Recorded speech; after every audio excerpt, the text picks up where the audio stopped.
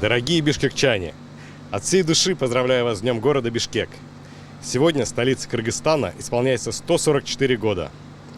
Этот праздник объединяет не только жителей города, но и тех, кто считает его своей родиной, кто чувствует сопричастность, находясь даже за сотни и тысячи километров.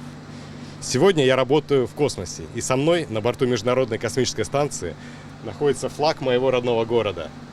Для меня огромная честь и радость поздравить бишкекчан с днем рождения города Бишкек.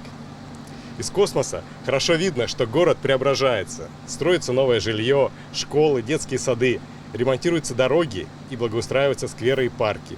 И в этом заслуга всех горожан, которые созидательным трудом воплощают в жизнь эти проекты. Желаю бишкекчанам крепкого здоровья, благополучия и профессиональных успехов.